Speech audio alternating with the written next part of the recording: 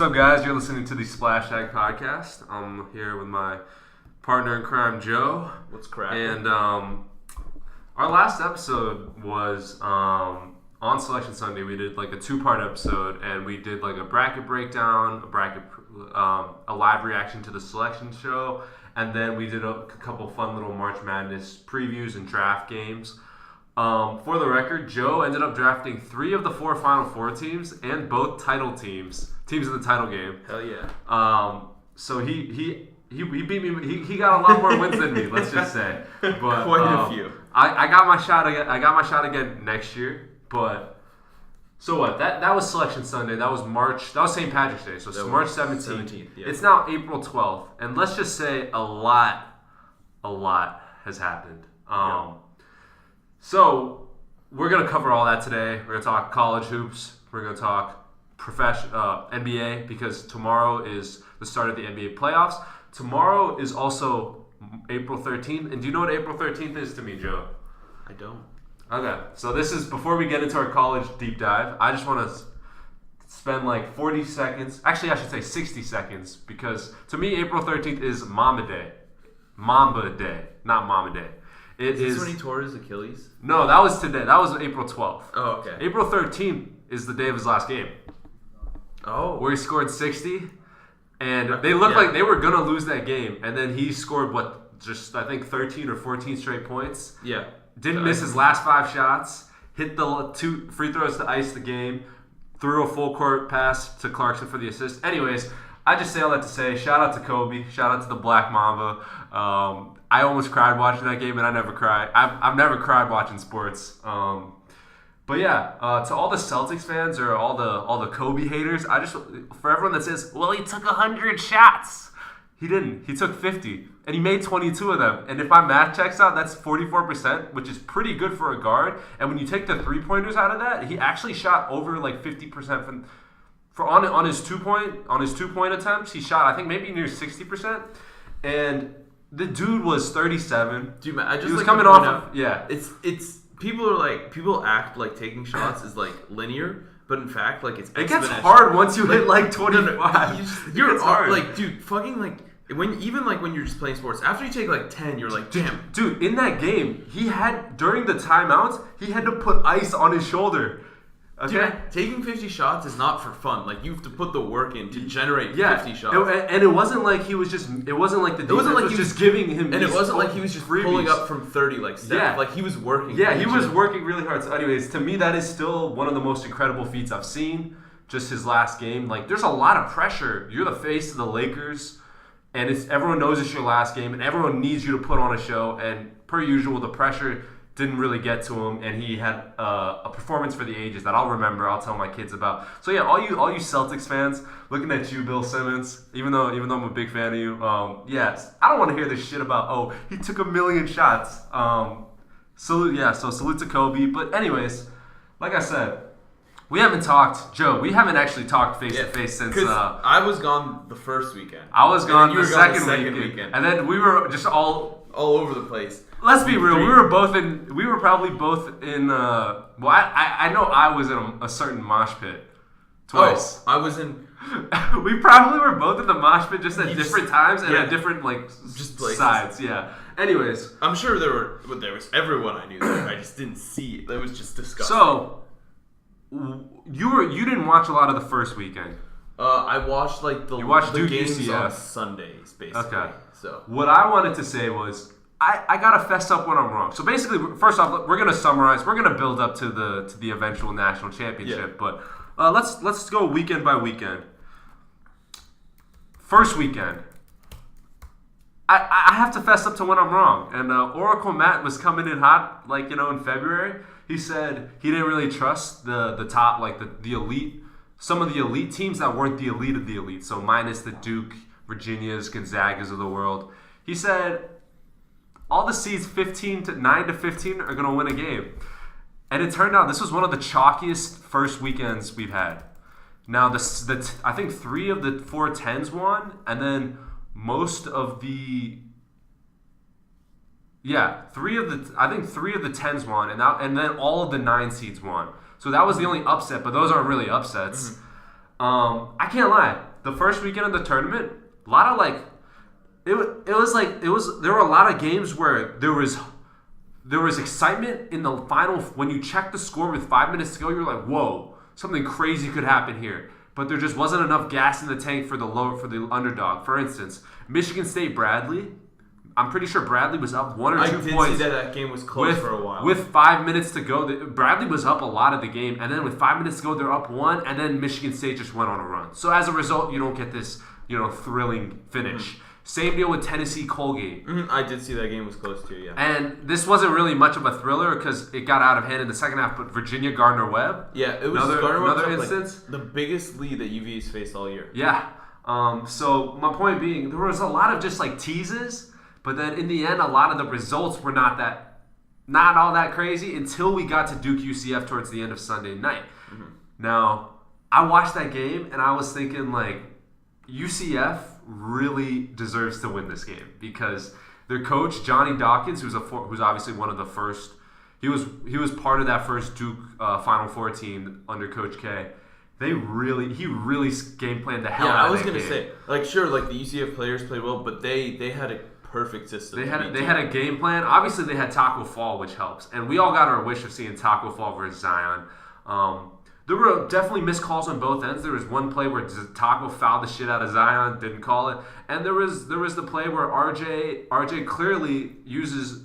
I mean, not RJ. Zion clearly uses his arm as he's kind of doing the spin move on Dawkins, and he shoves him. Look, Matt, my view on refs has gotten to the point because I don't know if you guys. So I do quite a bit of reffing. Like I ref a lot of sports, particularly basketball, which is my specialty. Obviously, I've seen you in the zebra stripes, dude. Yeah, now I've been doing it for 3 years now, and so I'm not saying I'm as good. I'm not even close to as good as like pro refs. But what I'm saying is, I really just don't shit on refs except for generally like two things, and these are extremes. When you just don't call a foul all game. Yep. The Matt's favorite, the Trey Jones experience. Like where it's quite clear, like it's the important thing is not calling a foul. It's like calling a foul to set the tone. Like you just get, because as we saw, like what happens when you don't call any fouls is that it gets out of hand and you just start, there's hand checking everywhere, and then they start pushing you around, and it's just no longer basketball anymore. And the second thing is completely obvious things, blatant. Like, do you remember the one where KD took like 3 steps out of bounds and just grabbed the ball and put it back, and the ref was like, "Oh, fair play, play on." And I'm just like, okay. No, no, that's fair. But other than that, like stuff like this, like as we saw, like we'll get to Virginia, but like stuff like the Zion thing you said, like where it's like kind of iffy, like it's like 60-40 and it's 60-40, but at like, the same we time, have slow mo and different angles, and they have like one chance to get. My thought on that is, it's a call that can go either way, but when it's Duke UCF, it's probably going in Duke's favor. Absolutely. That's just how it is. Like if it were Kentucky UCF, it'd probably go Kentucky's way. If it's I don't know. If it's Virginia, Iona, it's probably going UVA's way. We shit on Coach K, but he plays the refs so well. Game he really in, does. Game out. He really does. He leverages that shit. It's an art, man. It's an art. Like there's a reason, like not blue bloods don't get calls, and it's not just because they get blue bloods. Because some blue bloods like UCLA don't get calls the same way they used to. But Duke every year in out year. I'm not saying they're rigging it, of course. Yeah. Because like there's been rigging in the NBA in the past, but like there's obviously no rigging anymore. Yeah. It's impossible. But, like, yeah, I mean, like, he plays the refs, and he does, and that's an art. Yeah. I guess I say all that to say, I felt really bad because despite a lot of calls that went in Duke's favor in pivotal moments, UCF still had a shot, and it was just such small. It was based, everyone is going to talk about the alley-oop they threw to Dawkins, but then he missed. Yep. I mean, yeah, UCF had it. I mean, they really had it, and I felt bad only because, like, Dawkins showed up. Like if you knew nothing about basketball, if you didn't follow basketball closely, and you watched that game, and someone said, "All right, who's getting drafted after Zion?" People would say that guy Dawkins, he's better than that guy Reddish. Like leaps and bounds better than Reddish. And I know it's a single game, but that's the beauty of the tournament, right? And so I felt bad for Dawkins because he played the game of his life for his dad. You have a chance to go down in history as the team that took out Zion in the second round. I mean, they honestly, I could have seen that team making a run to the Final Four, honestly. That had a great chance of being one of the bigger upsets of the tournament, but it obviously didn't happen. That took us to a very chalky second weekend where all 1s, 2s, and 3s made it. I wouldn't say much, but a little bit to Oracle Matt's chagrin. Yeah, I went pretty chalky, as I suppose. And I thought the second weekend was incredible. You had a very I was in the East Regional, and I got perhaps the best of the regionals. Did I? Let's think about this. So I was actually going to ask you about this. Was it better than the South? Okay, so South was UVA UVA Oregon, and then Tennessee Purdue, which is a great game, and then UVA Purdue. So Tennessee Purdue was great because Tennessee was down 20, and then they came back and sent it to overtime. They almost blew. And then the game before, which was first weekend, they almost blew onto Iowa. Yeah, which was crazy. And then I was like, all right, UVA Oregon was shit. It was a shit game to watch. It was shit. Yeah, like it was a close-ish game. It was a close-ish game, but nothing really fun happened. It was awful. I mean, I would not rank that as a good game to watch. Yeah, UVA Purdue and Tennessee Purdue. Great games. And then in the East Regional, it was LSU, MSU, which was a little bit of a snooze. Yeah. MSU, Duke, which was great. Crazy. And then Duke, Virginia Tech, which was also great. Yeah. I was in the building. I just want to just give a quick personal story. I was in the building. I once again got to shout expletives at Trey Jones, and with the caveat that it was not personal, because that's just the relationship I have with Trey. Dude, and I'm glad that he's coming back to school for one more year, honestly, so I can. This time I'm hoping to be in the front row and shout some shit at Trey. I'll tone it down if I'm in the front row, only because I'm a little bit worried that Coach K is going to turn around and like just be like disapprovingly shush you.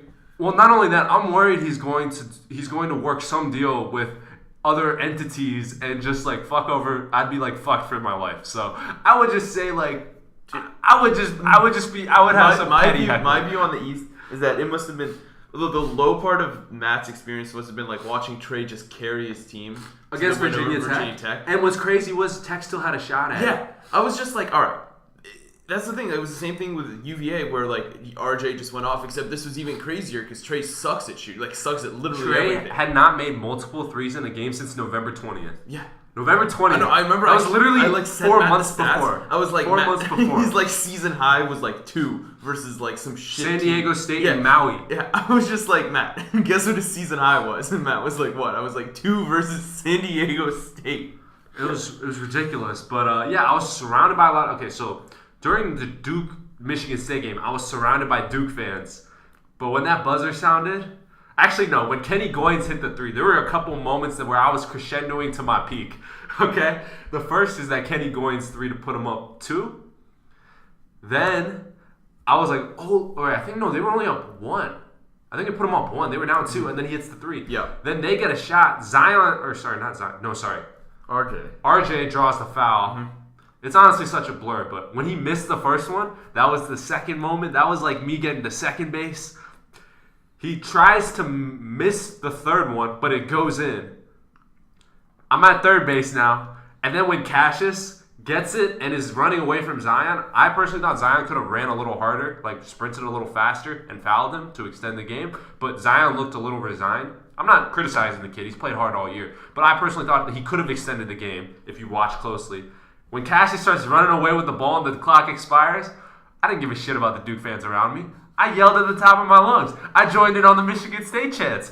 They had this chant where half the Michigan State fans yell, "Go Green!" And then the other half yell, "Go White!" And so, as I was walking out of Capital One Arena, I hear a contingent of "Go Green!" And me and Sid, we both joined in on the "Go White," despite that I have no affiliation whatsoever to Michigan State. And I walk outside, and I was just like, damn, a team with 0 first-round picks, a team with Matt McQuaid as maybe the second, third best player, one of the more important pieces, a former walk-on in Kenny Goins, and a dude who is 6'1", not that fast, not that athletic, not that strong, just fucking beat Zion, RJ, Cam Reddish, Trey Jones, and Coach K. And I was like, wow. I'm not trying to say Coach K is a bad coach. I'm not going to say Coach Tom Izzo is a better coach than Coach K as a whole in terms of the resume. But that game, he got worked. He got worked by Izzo. There's no way around it. There's no way around it. I honestly think it just goes back. I think he actually over-recruited. The person I feel worse for is Cam Reddish. Because I really think he played hard on defense all year. I think he was like solid defensively. Yeah. And like looking back on it, like watching game film and stuff. And I think he's just not used to being like the third option. Coach K tried to run it like the Olympic team, where you have like one guy like Chris Paul or something who just handles the ball and is content not scoring. You have like one or two like ballers, and then you have just spot up shooters. And breaking news: Cam Reddish is not quite Olympic Melo. Yeah, I was just like, all right, I'm gonna. It's gonna be hard to break it to you, but he's not Klay Thompson, my dude. Like he's not gonna just. He's not Klay Thompson. He's not Olympic Melo. He's not Paul George. Yeah. And Trey Jones ain't Jason Kidd. I was like, Trey Jones ain't Jason Kidd. Trey Jones may talk like Chris Paul, but he sure as hell is not Chris Paul. Another thought I had was that the Cam Reddish thing against Virginia Tech was so weird. Mm-hmm. He warms up, and this might be an indictment on just how in and out Cam Reddish has been all year.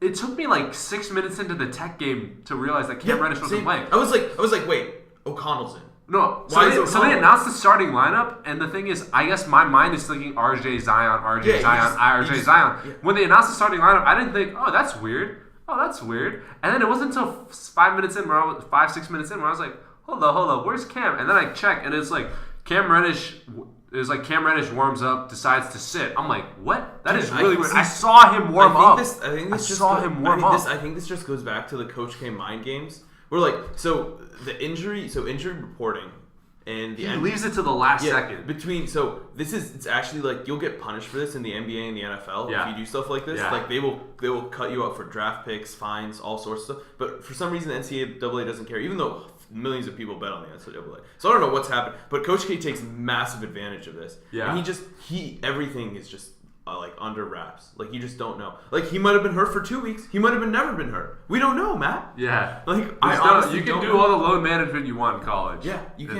and you just don't fucking know. Anyways, my other thought on Cam Reddish is that on Sunday against Michigan State, in the Elite Eight game, I just thought everything I ever thought about, a lot of the negative stuff I thought about Cam Reddish was like, that was the epitome. That game was the epitome. You are being guarded by a dude who is like 3 inches shorter than you. And like not as athletic as you in Matt McQuaid, Kenny Goins. No, that should have been the Aaron Cam Reddish Henry. Game. That should have been and Zion is getting doubled in the paint. He's getting worked by these physical Michigan State defenders. RJ and Trey, they're being guarded by tough, gritty dudes, and you're just not showing up, and you're just drifting in and out. And the only time I saw him look like he gave a shit was when he had an open three and he took it in half a second. He didn't think about it. He could have thrown it down. He could have passed it, but no, he had a gunner's release on that. That was the only time I saw him really engaged in the game, and it really to me encapsulated why I've had some doubts about Cam Reddish. I see him a little bit in that Jeff Green vein. Mm-hmm. In that, yes, you can look at him from a tools perspective and a skills perspective and be tantalized and say, wow, he's this 6'9" guy who can dribble a little bit and shoot. He can do everything. Yep. Yeah. And then you just don't know if he's ever going to quite get there. And on top of that, I actually realized he's a little slower than you think. He is. He's a little slower than you think. He's thick defensively. He's long, which helps him cover ground defensively, but he's actually slower than you think. Like when he dribbles the ball, it's not like he's moving with the ball fast and swiftly, you know? All right, so I think my view of the Elite Eight, Sweet 16 weekend. So the West region was kind of boring, honestly. Texas Tech Gonzaga was solid. Yeah, it was solid, but like nothing exciting. And then and then I was just like, okay. And then what was the last one? The Midwest. I have a funny story about the Midwest. So the Midwest was Houston, Kentucky, Auburn, UNC, and then Auburn, Kentucky. Yeah. So those had good story. I don't know if those were particularly great games other than the Kentucky game, which went to overtime. Yeah. Houston, Kentucky was actually a solid game. I watched all of that game, and PJ Washington. Houston blew that game, first of all.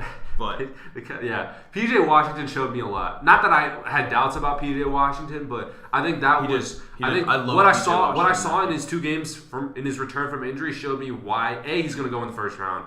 Maybe late lottery, and B, why it was a good thing he came back to school. And the last, I love Tyler Hero this tournament, even though he didn't have like he didn't have a great game. He didn't have. There was no single. He played really good defense on Fletcher McGee. 30 to 40 just explosion we saw from Carson Edwards, and like Ja had a triple double. Like some of the superstars had like superstar games. Yeah. Even like DeAndre Hunter, which we'll get to, had a superstar game. And Tyler Hero never had it, but he was always there, and like he never really like.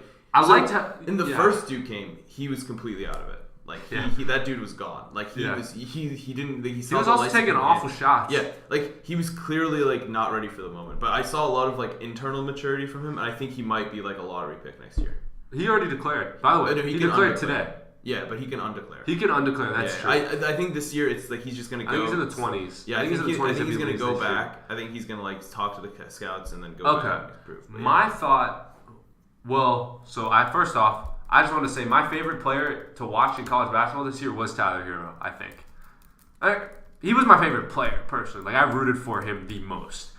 That's just me. Mine was Carson. Yours was Carson. That's fair. See, that's the last thing I want to get to is that it's South. I actually have a funny story specifically about Tyler Hero. I told you I was gonna save this for the podcast. So this was after the Sweet 16 game. So this was after I walk out of the Capital One Arena in DC, and outside there's a TV, there's an outdoor bar, there's a TV with the Kentucky-Houston game on. And most of these people, they're Duke fans, so they don't really like Kentucky. And I pause and I'm watching, and a lot of these people, no disrespect to them, but they're just casual fans. They don't know the game like we do, Joe. Like they don't follow it like we do. So I'm watching this game. What's the score? I think it's 50. It's like basically Kentucky's down 2. 45 seconds to go. I hear all the Duke fans like, "Oh, Kentucky's Big Blue's about to go down," and I literally am watching this unfold, and I yell out just so everybody around me can hear. I said, "Everybody chill out. Tyler Hero's got this." Mm-hmm.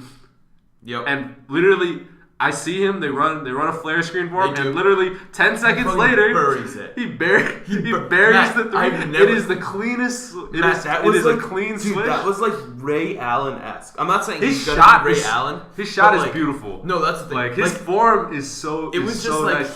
he knew. It was like the moment he started the action, he was like, "I'm gonna put this ball in the net." Yeah. Like he just knew, and I was like, "Damn." It goes in. I turn around, I'm like, damn, were any of you fans just listening to what I just said? This little kid wearing a Duke jersey. I assume maybe his parents went there. I don't know, but he's at a young age, he's already wearing the Duke jersey, and I look at him, I said, you heard me call that shit, right? And he looks at me in disgust and he walks away.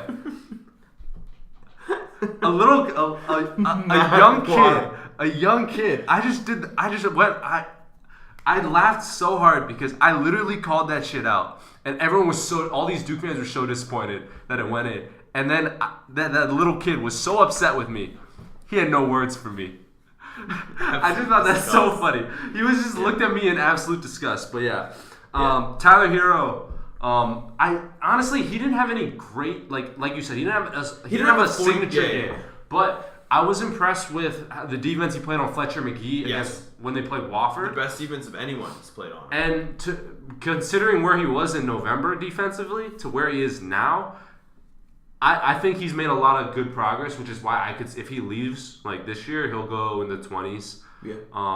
The Dante DiVincenzo special. I mean, like, what's interesting is he was not an All-American. He was not a McDonald's All-American. He was like a Jordan Brand All-American, all this other stuff. But he wasn't a McDonald's All-American, and yet he was probably their second or third best player. Yeah.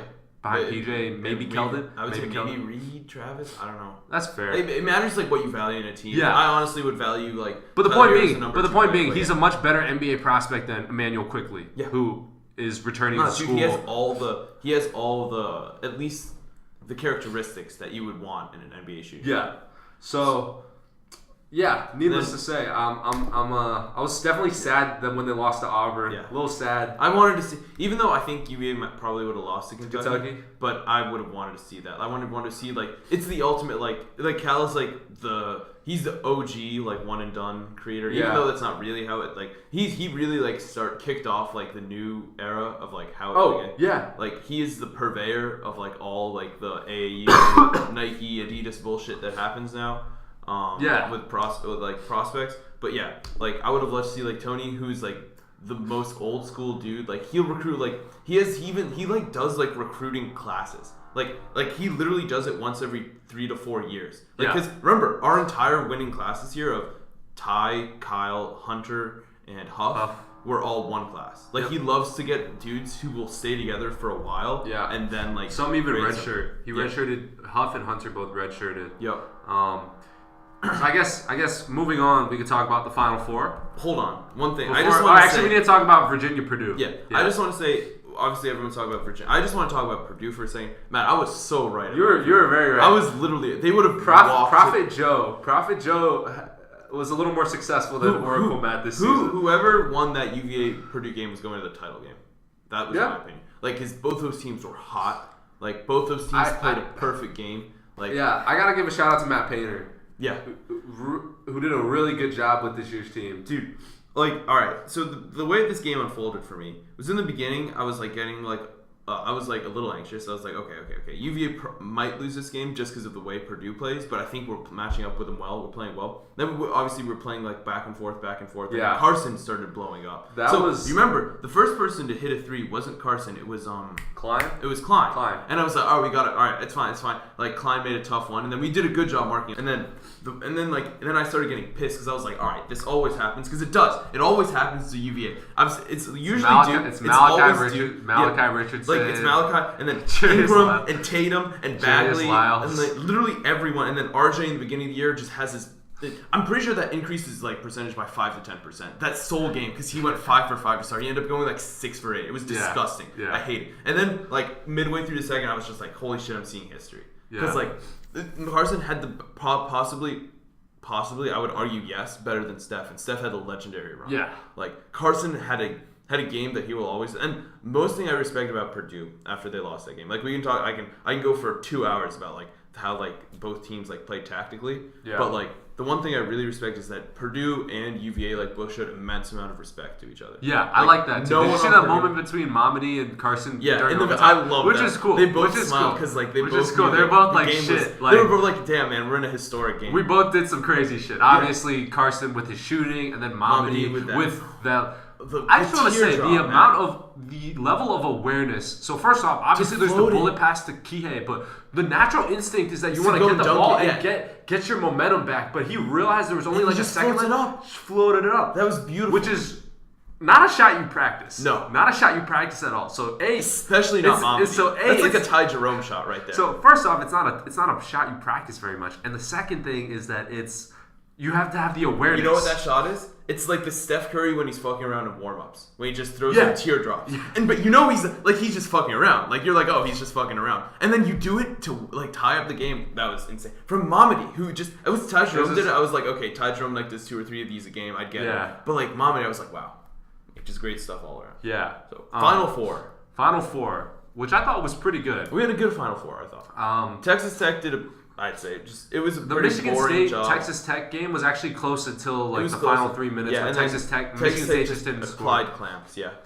That Virginia Auburn game. Obviously, everyone's talking about the controversial double dribble, no call on the double dribble. Obviously, the foul on the 3. I just want to say I was watching in a crowd of like hundreds of students at the amphitheater, and everyone thought it was over except for me. I knew it too. I knew it because I'm a ref and I saw like this go. So basically, I'm talking before the show. I'm saying when there was still like 2 seconds left. Oh and no, they were I inbounding. never give up. Everyone was like, no. Everyone was like, no. And I said, I didn't say this is. I didn't say UVA is going to win this. What I said was there's still a chance. There's always a chance. And I never do this. But I threw up 2 prayers to the basketball gods. Not 1, but 2 prayers to the basketball gods. And then, surely enough, like you said, ref puts the hand up, but most people, because there were so many people, no one could hear the audio. No one could hear the audio. Only if you're looking for the fist. Right. So many people were like, no. Because I saw the ref, I saw the ref with his hand up. Even if you see it, you have to be like you have to be like acute enough to see that it's not only like his hand is up, because hand is up just means he's taking a 3. That he went from like the hand out, like a palm, to a fist, which means it's a foul. So you have to be really paying attention to that, and like most people don't, which is fine. Like you're not there; you're here to watch a fun game. You're not supposed to be watching. And to the be referee. fair, I also suspected there might be a foul. I mean, like you looked at it and I was like, all right, no place to land. You interfered with a shooter, like body to body. Like it's pretty obvious. Reminded me of the Jalen Rose on Kobe. Yeah, where. Obviously, that's been very well documented. But so I had a feeling they might call a foul, and then when I saw the fist, I was like, okay, that's a foul. But and I mean to be able to knock down 3 in a row in that type of environment, like everyone says, like, oh, You're an 80% so free throw hard. shooter. Those shots are independent from one another. That's It's BS. not. Anyone that's actually played basketball knows that. You're in that environment. It's so hard. Your season is on the line. Dude, not to point fingers, but certain someone across from me didn't make his shots at the end of our playoff game. Did we win? Did we win them? Yeah, we won by one, man. We won by one. Dude, I did not. I remember I went on a streak this season where I just didn't miss a free throw. But like even then, like it's hard, man. It's hard. I did miss a crucial 1-and-1 when we were only up 1. I have nothing. I have no clever rebuttal for that. You were spitting facts at the moment, Joe. It's fine, dude. You should. So I don't know. Just side note, like, I'm acknowledging it's difficult. It's difficult to make those free throws. It is. It's so hard. It's not because not only like you have to also not think about your form. You have to not think about anything, and like you just I don't know. It requires an insane amount of just like complete like to block zen like focus. everything out, like everything. But other than that, like I thought that was had Auburn won that game, that would have that game was reminding me a lot of the 2016 game against Syracuse. Comfortable 10, 12-point lead, run. Well, couple threes, and all of a sudden everyone's looking around at each other like, what do we do here? People will be like, so in the whole like fouling game, whatever, people like, oh, but like there's like, oh, like this and oh, like that, yeah. And then people will go all the way back and be like, all right, well, UVA never would have choked if they called a foul on Ty Jerome. I just want to say that was a dumbass foul on fourth foul on Jerome. That was like, it really was. Tony doesn't get angry. He got angry for that. That was a really stupid foul. It was out of frustration. Childish, yeah. It was out of like frustration. Yeah. And like, and also Ty had a great game. In fact, you informed me he did something that in the Final Four that no one had done since Larry and Magic. But that said, I thought he had an awful final 2 minutes. He did. He just, especially the one where he settled. Okay, the issue. I'm honestly like UVA is an imperfect team.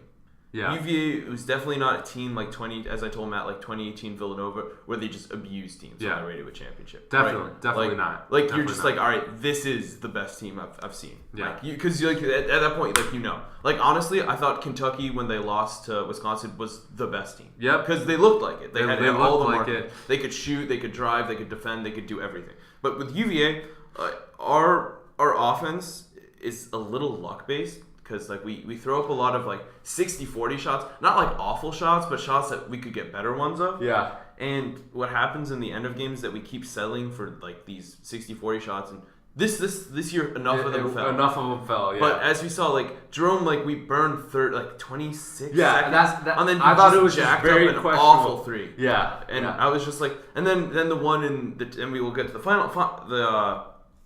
the title game, but the one before the pass where he just had an awful runner over 2 defenders. Yeah. I was just like, is this the best thing we can come up with? Which that's what I was thinking. Which gets to the point, like, yeah, like Tony's like god tier, like defensive innovator, like the way he's adapted his pack line for the modern game. Because remember, like 2-3 years ago, we would just get demolished by teams who could just shoot from the outside. Yeah. So we'd do hard closeouts. So basically, like we'd either not close out if we didn't think they were good enough, and we would just let them shoot, or we'd do hard closeouts, which means that we'd be susceptible to flybys, and they'd be playing 5-on-4 for a little bit, and then we get scored on with cuts. So basically, he adapted that a little bit, and we can get into that like in another podcast, like exactly what I thought. But the thing that differentiates him from other coaches like Jay Wright, that's why I don't think he's by far the best coach, Tony Bennett, is that like our execution on offense leaves still somewhat to be desired. Yeah, I agree. 100%. 100%. We generate good shots, but not enough great shots. I agree. Also, I think you have to issue an apology to Kihei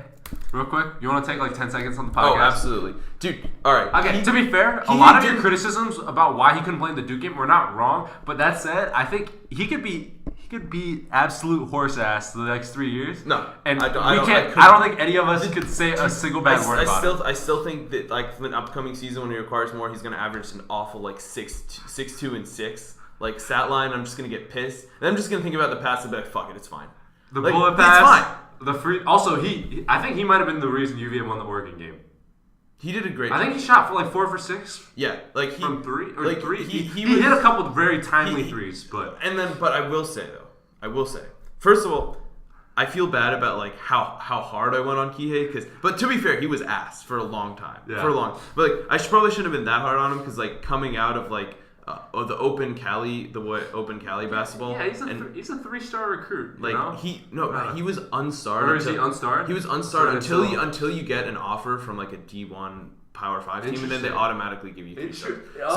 So it was funny because like someone made like a fake letter of offer from Alabama football, and like 247 gave them an automatic 3-star rating. So if you get a football offer from Alabama, you're automatically given at least 3 stars, no matter if there's like any scouting on you. Yeah. But anyways, so I may have been too hard on Kihei, but I will say though, first of all, Kihei is a UVA legend. We won't build a statue of him, but his shot will forever go down in the lore of UVA. In the past. But he was getting abused in the title game, and they took him out for the rest of the game. That's true. I saw him on the sitting on, as the camera panned on the bench.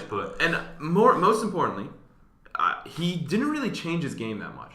No, he didn't. He had a great. I thought he had the good awareness and like poise, which I think he's always had. Like he's not like a stupid player. You know what I mean? Like his IQ is not. He's got a good IQ. You mentioned poise, which is how many people would have dribbled up and taken a half-court shot? Both Ty and Kyle wanted that, or thrown it to Kyle. For 3. Yeah, no, both Ty and Kyle were like, just give it to us, we'll jack up a 3. Yeah. And then he had the poise to ignore the 2 upperclassmen. And the awareness to see, okay, I got enough time to throw it. He literally blew off 3 All-Americans to throw it to like the recruit from Africa. Yeah. And like, but anyways, when you mentioned poise, and I'd like to point out that like, even though Carson dropped 40, Kihei never gave up, and he played hounding defense on him all night. And I think honestly, he at least made Carson work. And he made Carson made all his shots. And but not only that, because Kihei made him work, you could tell that Carson had no legs under him at the end of the game and in overtime. He missed all his shots in overtime. I felt bad for Carson at the end.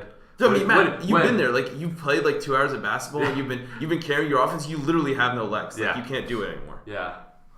Okay. But yeah, like Kihei, I think he's gonna struggle again next year. I'm surprised that teams didn't attack him as much as they did. Yeah. I was surprised they didn't do this, especially considering how much we played him. And I also hope that Huff the Magic Dragon gets better because he got like 2 minutes against Texas Tech and he was a fucking sieve on defense. He gave up the worst. He played the worst hedging pick and roll that I've ever seen. He just got lost in no man's land and gave up the easiest layup. Someone asked me, they're like, why doesn't Huff play? Is it because of his defense? I was like, yeah. They're like, yeah, but like, they're like, yeah, but like, why else doesn't he play? I was like, no, like, it's his defense. And they're like, yeah, but like, no, what else is the reason he doesn't play? I was like, no. The reason he does not play is because of his defense. If you don't play at least above average defense, you're not playing with him. Bingo is what I was trying to. You're just not going to play. It's like it's not like there's like other things he's like awful at, but it's like his defense. No, I mean like he's honestly a decent rebounder, a great shooter. He's a great playmaker. Everything else you want, but the dude literally looks lost on. It's not like he's unathletic because he's actually can make some athletic plays. I've seen him do some good dunks in games. Yeah, like he just looks lost. Yeah, and Tony asked a lot of you on defense. He does. Yep. And if you're not smart enough to play, you won't play. So please Huff the Magic Dragon get better over the summer. Yeah. As now for the last round, the title game. Is I thought that was one of the 10 best. Not like it wasn't like an all time. Like it wasn't like UNC Villanova, but I thought it was a good title game. People are saying it's up there. Like people are saying it's top 5. I don't believe it. I think that's recency bias. Just because a lot of the game was just like us. So the first 5 minutes of the game were awful. Yeah. Then there was like a decent amount of the game where like UVA so there's a 7-minute clamping period which UVA likes to do where we just clamped onto. It was just boring. And then there's to follow up the clamping period. There's a moment in the second half where the other team goes on a 12-0 run. Yeah, like we're like, oh, okay, and then like you do just enough to have like a comfortable lead, but like not enough where you put them away. That's what I noticed. And then there's just too much time. There's like 4 minutes left on the clock, and then one dude hits the 3, and then you're like, oh, it's starting again. It happened Mooney and number 25. I forget what do you say his name? Moretti. Francisco Moretti. Moretti and Mooney. Dude, all right. It literally happened 3 like fun games in a row. Bros. Like we pulled like up against like 8 against Purdue. Carson just goes off. Yeah. Right against Auburn, 2 minutes left.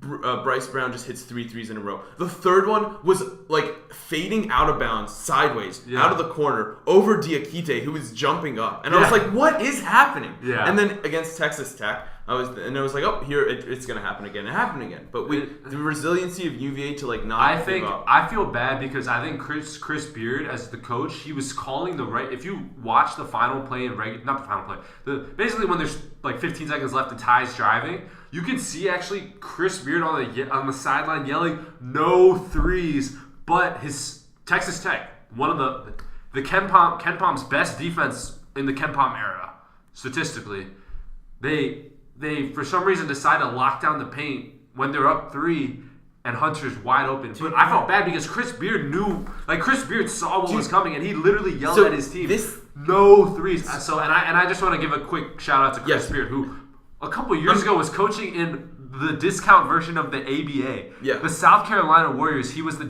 acting general manager, owner, and coach, and he had no players because he was run out of Texas Tech as an assistant when I think it was Bob Knight. Sorry, I forget the exact details, but basically he got run out by Billy Gillespie. Oh, okay, yeah. Yeah, but anyways, he was coaching in this league. I'm pretty sure it's disbanded now. Yeah, I'm sure. And then he goes to Little Rock. In the 1 year, they have the best season in Little Rock history. Knock out Purdue in the tournament. And then in 3 years, he's taken Texas Tech to the title game. So I just want to give a quick shout out to Chris. You bring up a great point. Do you remember I have this rant about unbelievably bad execution in college basketball in crunch time? Yeah. And I think I was a little bit too hard on the coaches. I think it stems a lot from the immaturity of the players. Because sometimes in the moment you just. I mean, it's natural. You're not as poised as an NBA player. Disgustingly bad execution by Texas Tech at the end. The awful 3 by Culver. Awful 3 by Culver. And that's the thing. He had a bad game. Sure, he had a great drop step against. That was an NBA level play where he drop stepped to create enough space. To give him the 3-point. Yeah. No. I'm talking about the drive. The drive was that was for the lead though. That was for the lead. So that was a great. Yeah. And then apparently he just thought that layup means he has the green light for the heat check. And I was just like, what? What are you doing? There's 10 seconds left on the clock and you're jacking it 3. And then that, and then why on earth would you you give up a layup and you play the free throw game? Playing the free throw game is dangerous. It's dangerous. Yeah. Right? It's not nearly as dangerous as giving the ball up for an wide open corner 3 to an NBA player who's been shooting 80% on the game. Yeah. I would have let Ty make that. Have one guy challenge it. Maybe he misses it. Yeah. If he misses it, your odds of winning that game look very good. No, so if you look, I can break it down later. But basically, it's Moretti's fault. Okay.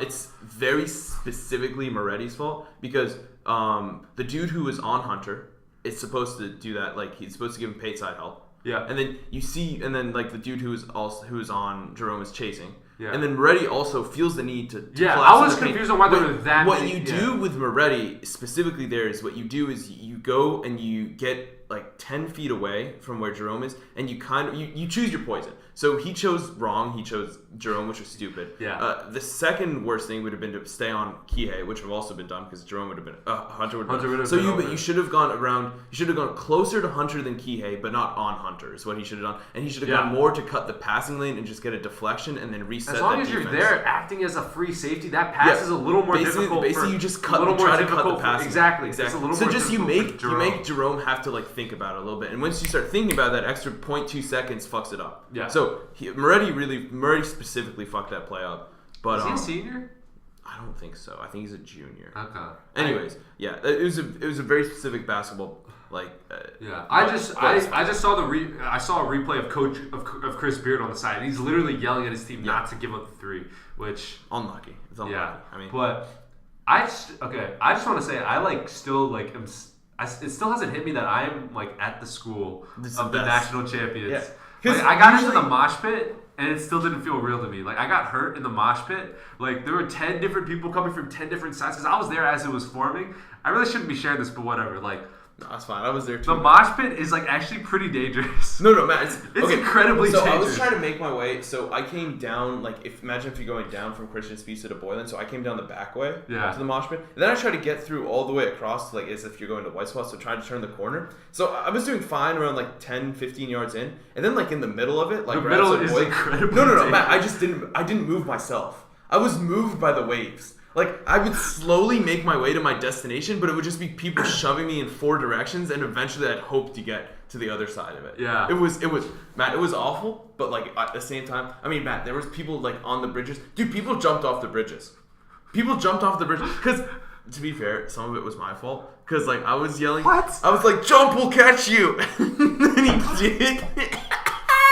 How high is it? How high? I don't know. It's 10, 15 feet up. That's definitely not good. That's probably not good for their.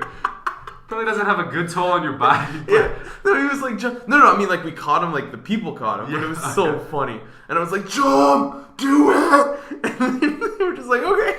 Oh my god. But yeah, I mean, it was so for me, I still need to really, like, truly kind of digest it. I will say, looking at that title game, I thought whoever had won that game, I feel like in 10 years, the history books won't look at a single player, but they'll look at the coach. And that's not always the case. A lot of the times, the team that wins, you look at a specific player. It's like, oh, Kemba. Kemba is Shabazz, one of the prime examples. Melo.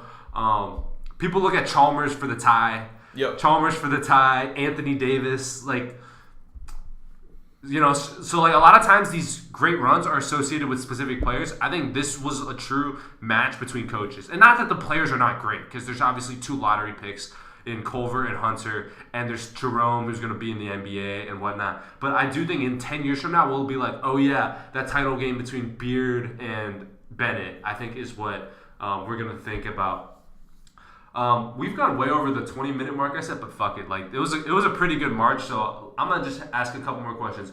What were some, like, kind of changing opinions you had, whether it was about players, just like something, a kind of a eureka thought that just kind of hit you? Because I obviously had my Cam Reddish. I think I'm pretty set on how I feel about Cam Reddish, but actually, what was big to me was that so we talked a lot about John Morant this year. Yeah. And we obviously, like, we're big on him. But I really, sometimes you just don't know if they can translate that to, like, to the NBA. Like the NBA, for example. But I was so impressed by, like, how he delivered. And he's not even a great shooter yet. No, that's the thing. Matt, I was honestly, I would have been fine for him to drop, like, a 15-5 game against Marquette and, like, drop out. I'd been like, all right, I understand. Like, it's rough. Like, you basically have no teammates on Murray State. Like, it's tough. Like, you're playing Marquette. It's a good team. Marcus Howard's a beast. Yeah. Like, they're going to win the Big East next year. They should win the Big East next year. Marcus Howard's back. Yeah. Anyways, we'll get into previews in, like, 4 or 5 months. But, like, I was so... He dropped a triple-double and then, like, 20 in the first half the next game? Yep. Dude, the dude was on fire. And I was like, all right, this dude's for real. So, like, in the beginning, it was Zion for me. And then, like, a whole, like, amalgamation. I was like... Ja maybe a 2, but it matters who's there. Yeah. Right? I'm like, if, like, the Hawks are there, do they take him? Like, maybe like the Cavs want, like, RJ instead. Maybe the Knicks want RJ. Now I think it has to be. You would take him even if you're the Cavs? Because I would still take Barrett if I were the Cavs. Nope, I would take Ja if I was the Cavs. You would trade Sexton? I wouldn't even trade Sexton. I would just make him like a combo. Make him like a Bledsoe. He's not a. Try to do the Goran Dragic Bledsoe. Yeah, I mean, it's positions are becoming fairly obsolete. Yeah, I'm not saying they're useless. Which I agree, but I also do feel. Like what you put Sexton off the ball. I mean, Matt, like the Rockets, it's working out with the Rockets, and I'm not saying like Ja is CP3. And I'm not saying like Sexton is Harden, but Harden's a combo guard. He's not a pure shooting guard. Right. Like he is an attack the rim, attack the shot first kind of player. Yeah. But he's working simultaneously. I'd say pretty well with like a pass first, need the ball in your hand point guard. Yeah. And I'd say that Ja Morant does need the ball in his hand, and also Colin Sexton needs the ball in his hand. But Colin Sexton is more like a Russell Westbrook than anything else. Like he's violent. He attacks the rim. I mean, like he's not a great shooter, but he's a good one. He's a score first guard, and I think Ja, who showed he's a triple-double threat in possibly one of the biggest games of his career. Yeah. I think like Ja would work next to him. He's on a list with Draymond Green and Magic Johnson, I think, as the only players to have. Yep. And Dwayne Wade as like tournament triple-double, something like that. I think the only team that would say no to Ja at 2 is the Hawks. The Hawks. I think because we saw last year they put all their chips in the table for Trey. Yeah. They're just building the Warriors East. That's what they're trying to do. That's what they're trying to do. I think what they would do in this specific situation is try to trade down and amalgamate wings. So like you're telling me they're gonna trade down and get maybe I think like Hunter and Cole. Okay, I thought maybe Rui, I could see them even trying to go for Reddish. I would hate Reddish on that team, but I think they think they have a good enough support system. Assuming they have the a Mavs, good shooting coach. So if the Mavs don't keep their pick, the Hawks get it. So they'll have 2 cracks in the lottery. Yeah. And you know what's weird? I always thought Orlando would be a great place for Ja. Yeah. I would love to see Ja in Orlando, but Orlando made the playoffs, so I mean, fuck it. The Southeast Division champions. At 41 and 41, or is it 40 and 42? That's a good question. The Southeast, was an absolute shit show. Oh, Go Wizards. Go Wizards, but still, what in God's name was the Southeast this year? 42-40. Oh, 42-4. Two games over 500. One game over 500. Nah, what a yeah. Anyways, real quick. All right, I want to spend like 5 minutes on return. Just a quick tease of returning, or like players returning to college basketball, and then the coaching carousel. Yep. Okay, so real quick, who's more important, or who do you think is going to be more important next year, Marcus Howard or Cassius Winston? Marcus Howard. Marcus Howard. Yep. Okay. I think Marquette could be a Final Four team if they put their shit together. Okay. I don't think MSU has a higher ceiling than what they did this year. I don't think they're going to be significantly better. I don't think they're going to be like a title favorite, even though people do have them as title Some people favorites. have them as number one, assuming Cassius I don't think so, because I don't think Cassius is that good. I don't think he's all that, but I think Marcus Howard can be, and I think he does have a higher ceiling than Cassius. Because Marcus Howard could have like a Buddy Hield season where he just explodes. That's a good that's actually a great parallel. Yeah. Okay. And do any of the coaching changes stick out to you? I want to say it's not that I think he's a bad coach, but I find the personality and the stylistic fit of Mick Cronin at UCLA. Okay, I was going to talk about Mick Cronin. I thought it was so weird. So, also, what are they doing? Oh my Lord. They're paying. $4 They million. offered John Calipari less than he makes at Kentucky. They were like, nah, but it's sunnier here. And I was like, what is wrong with you? Like, you need to double his salary to even convince him. Yeah, and then so on top of that, they try to offer. Okay, then these motherfuckers try to offer Tony Bennett, who's the most like he's not. They like, offered Rick Barnes. Like they offered Rick Barnes, and then like Rick Barnes chose barbecue over UCLA, and then Tony Bennett, who's like the most Christian conservative dude. They're like, yo. Come get the bag to these crazy ass Cali recruits at UCLA, and Tony's like, "What is wrong with you?" Yeah, my point being, if you wanted to hire Mick Cronin, that's fine. I think Mick Cronin's done a good job at Cincinnati, but it's no secret he was like sixth or seventh on your list this whole time. No, Matt. First if of all, you wanted to hire Mick Cronin, hire him 2 weeks ago before you make a fool out of yourself. This is calling John. Let me get like 2 minutes on this, because I talked to Douglas quite a bit about this, and like I have very, very strong feelings about this. UCLA is doing possibly the worst rebuilding job I've ever seen, and that goes straight to their AD, because their AD is trash. Their AD is. I don't even know his name, but I can concur with that. So, anyways. The way you build coaches, the way you really get coaches, unless you're like Kentucky or Kansas, I guess, in which case you literally throw as much money as you can at the best one. Yeah. And then you also have to have. So the way first what you have to do is you have to get a good, decent young coach in place, and then to build a foundation for like a true superstar to come in. Yeah. So that's what UCLA wants, and I see what they're doing with Cronin. Like Cronin, his tournament resume is trash. Yep. He basically he makes the tournament and then he burns out. Yeah. But remember, they should have beaten Nevada that year. For UCLA, yeah, go on. That's a goal for them. Because they can't make the tournament right now. They're playing like hot garbage. Yeah. So that's true. I'd assume they gave him a 3 to 4 year deal with an option to extend. I think it's a 4 or 5 year deal. Yeah, I would assume it's 4, and they can cut strings after 3. And what they hope to do is have Cronin make the tournament a couple times, maybe win 1 or 2 games, build a foundation, and then just like making the tournament. But what I don't understand is why they would open up by just going for Bennett and Cal and Barnes. Barnes is semi-okay, but like he's not young enough to actually be like the guy. Yeah. At UCLA, I just don't understand why they didn't just throw money at Chris Beard, because I would have offered him before his run. Just throw money at him.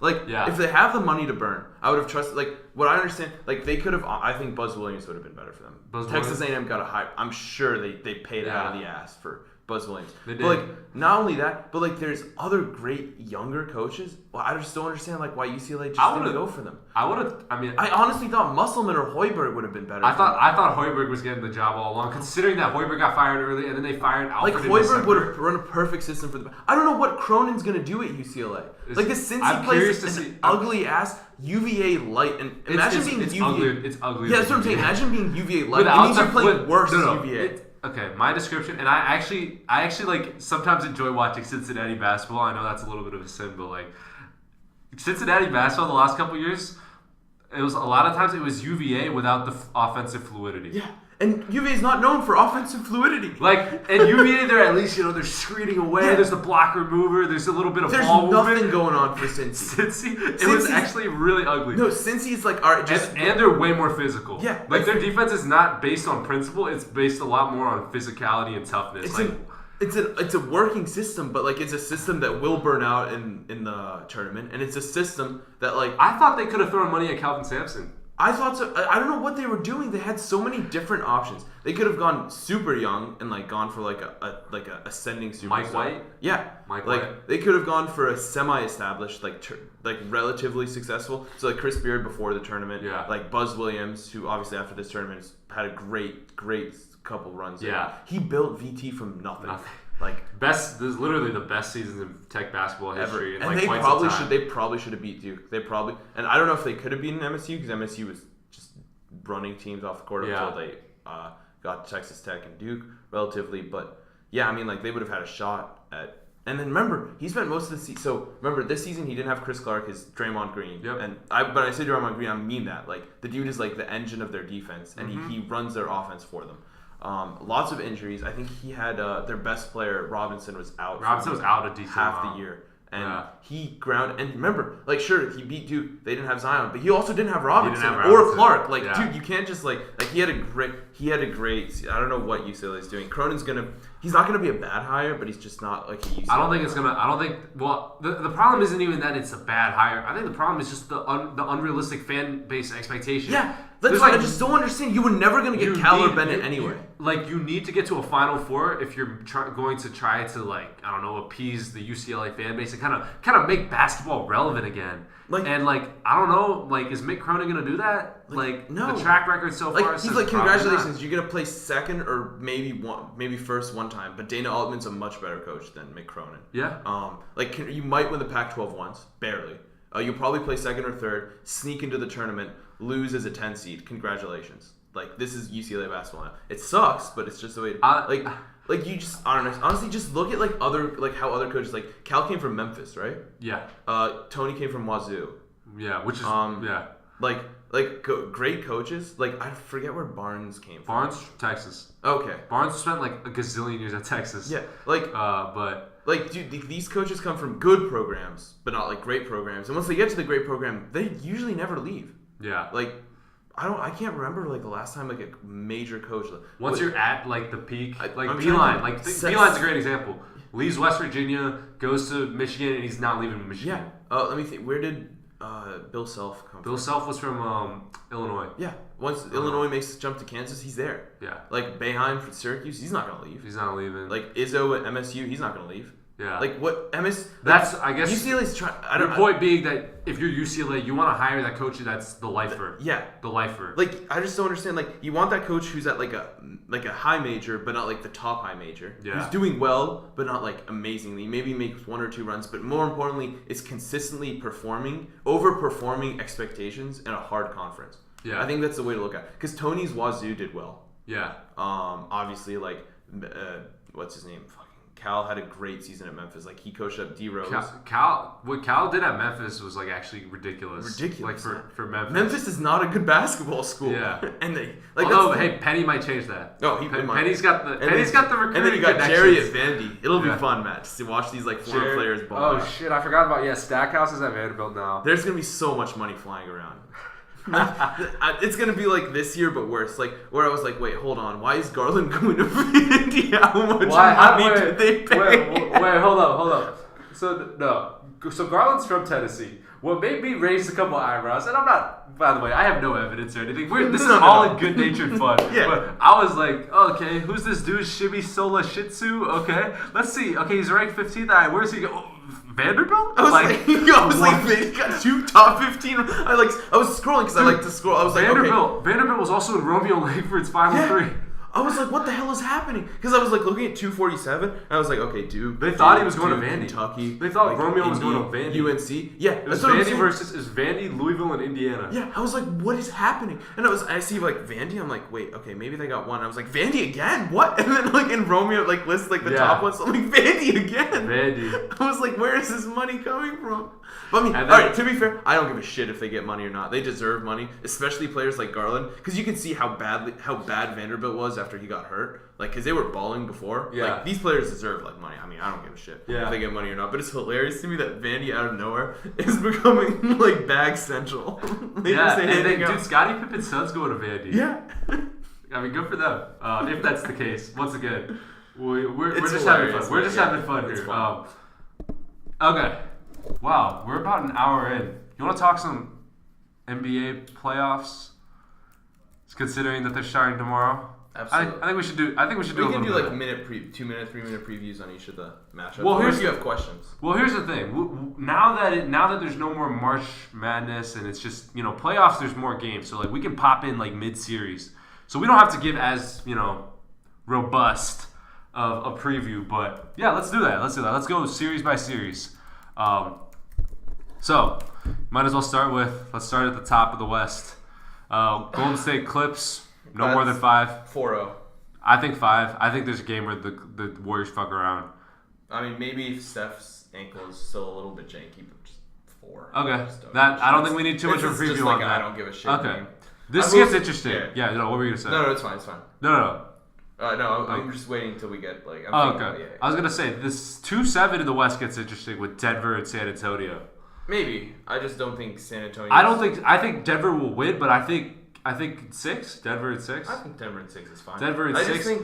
It'll be interesting though how like I was listening to the Low Post. It'll be really interesting to see how they cover Jokic because So my issue with this game is more so what San Antonio will do to mitigate Jokic, as they said. Yeah. And more importantly, what can they do to get Jokic out of his game? Because the way you get Jokic out of this game is that the Nuggets play this like weird defensive thing to like minimize how bad Jokic is on defense. Yeah. Because he actually does have strengths, contrary to like what people think, because he's not just some fat white dude.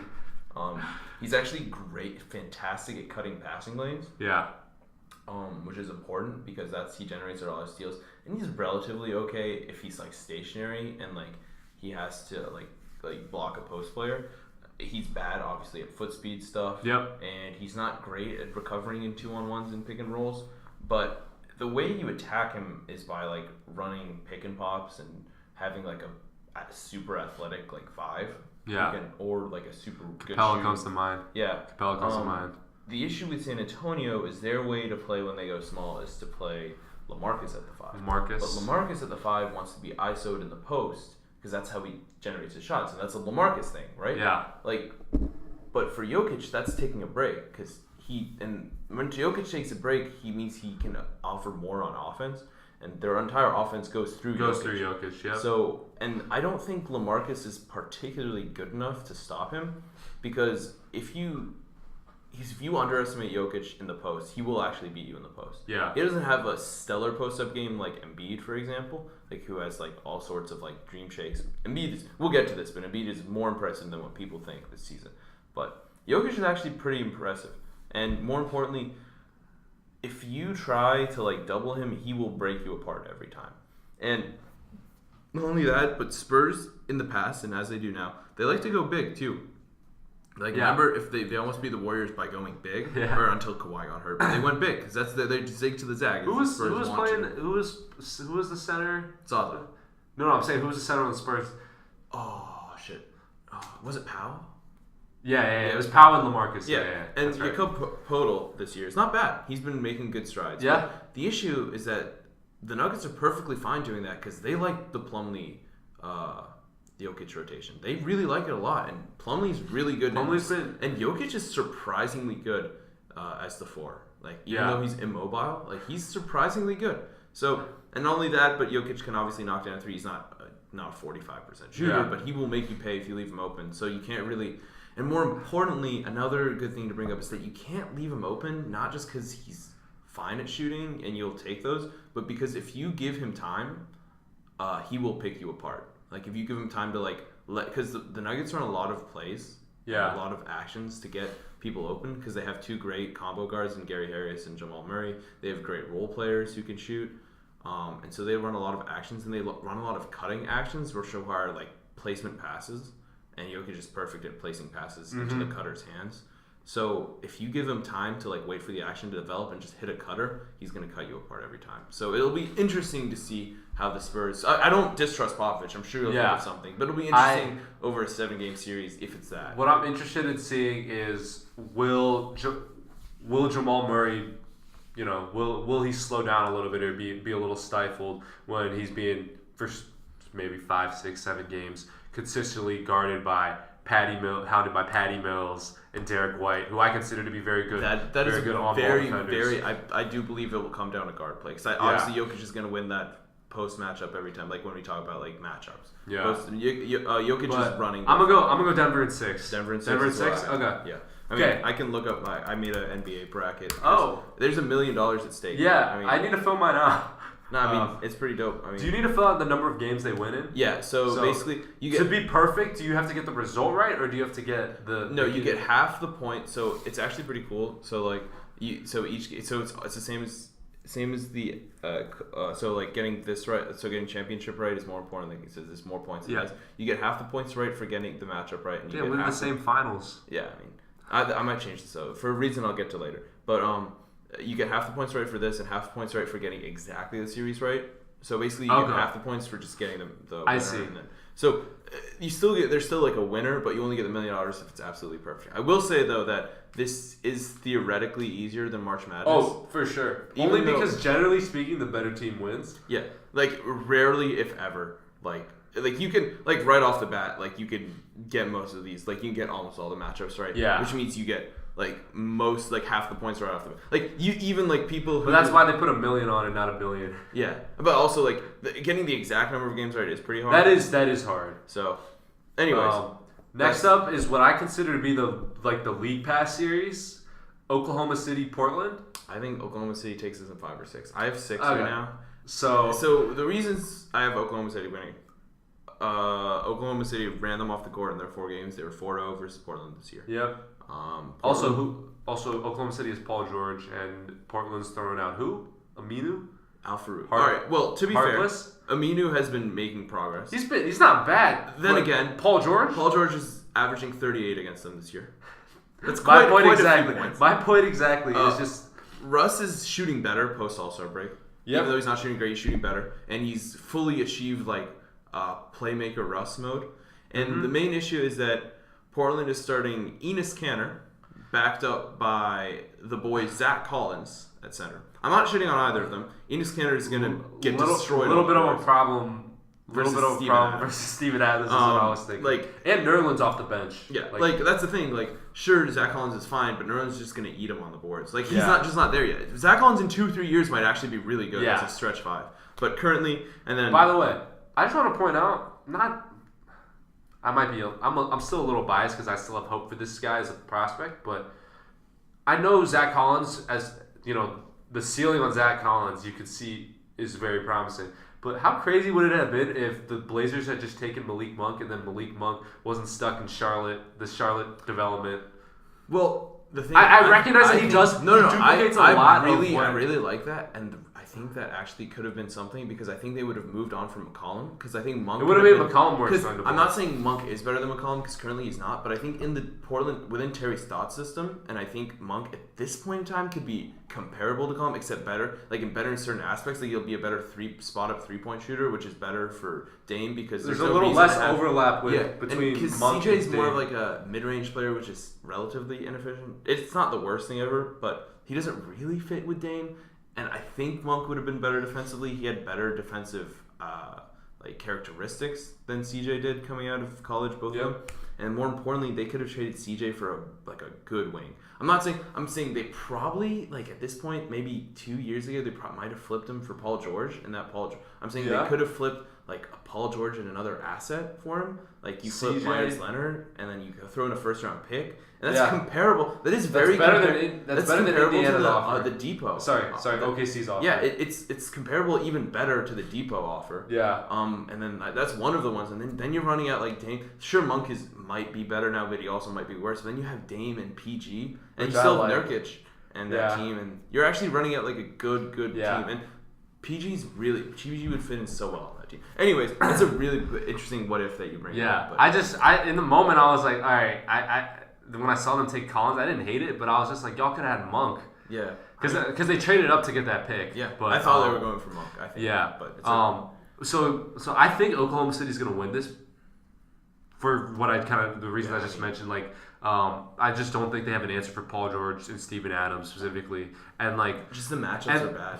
Yeah. But I will say I'll say maybe OKC in 6. Yeah. But I do think it'd be kind of cool to see. I'd love Portland. I love Portland, so I would love to see them advance. I would love to see Portland Denver because it would be battle of the backcourts. Because like 2 younger versions of like what Dame and basically like what Dame and CJ are. It's like Dame and CJ light. It's fun. Yeah, like it'd be fun to watch. So I'm rooting for Portland, but I think OKC takes that. I just think at this point, like especially in the playoffs, like talent and matchups matter so much, and Portland's it's a bad matchup for them. Yeah, like they kind of got screwed by Denver's like finagling their way they played the seeding system. It was fun. Great stuff by Mike Malone there. Yeah. To force the Rockets to that was great. Smart play all around. But yeah, I feel like they thought they matched up with OKC well, and I think they do too, because I think Jokic is just going to demolish Steven Adams. But yeah. All right, so that leaves us with Jazz Rockets in the West. Jazz Rockets it is. I'm going to go, my thought is Rockets in 6. I have Rockets in 6 as well. I mean... Rubio is the one tasked with guarding. Rubio wasn't in the series last year. Yes. And he hasn't been healthy nor great versus Harden this year. I think he hasn't been phenomenal. I think what's gonna kill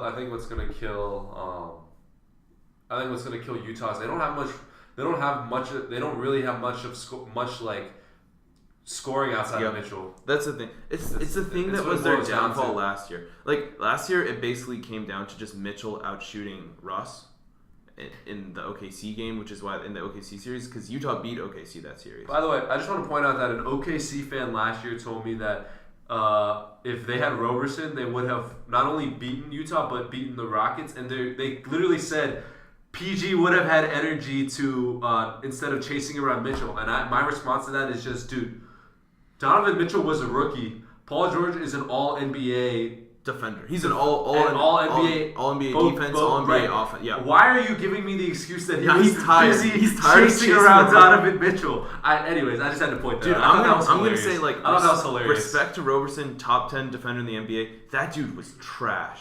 Like, Matt, I don't think people really forget. Like, he straight up wouldn't be guarded.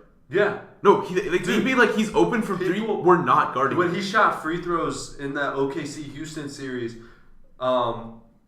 they intentionally did like hack a Roberson, and then they were laughing on the bench. The level of disrespect. Matt, the dude went 2 for 29? It was something awful. It was legitimately garbage. I still don't understand. Like, we make fun of like Shaq, obviously, like for missing them, but there's actual like general biomechanical issues with having such large hands and shooting. Like Kawhi and Giannis have both brought that up. Is that it's harder to shoot when you have such giant hands because the way you like shoot, it's more It's more random the way it comes off your fingertips and palm and stuff, so you get more palm in it, which fucks up the rotation and like the side to side. I've actually never heard this. Yeah, it's like a thing. NBA players talk. That's why Kawhi talks about how his shot is like weird because it's not like a perfect shot because it's not like a beauty like Steph's is.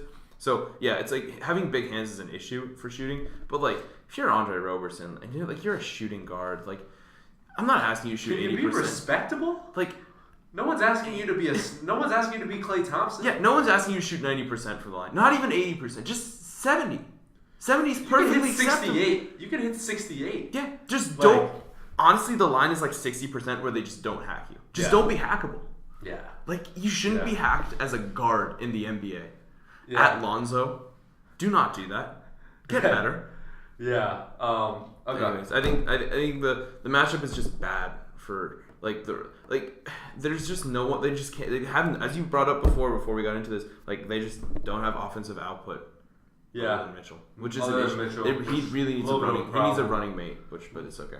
Which is a shame because I actually really like Utah's like roster. When I look at the roster, I'm like that guy is like a high level defender and he is like a good role player. But it's just like when you look at it specifically against Houston, where you know exactly what they're gonna do, it's like okay, so then what's it called?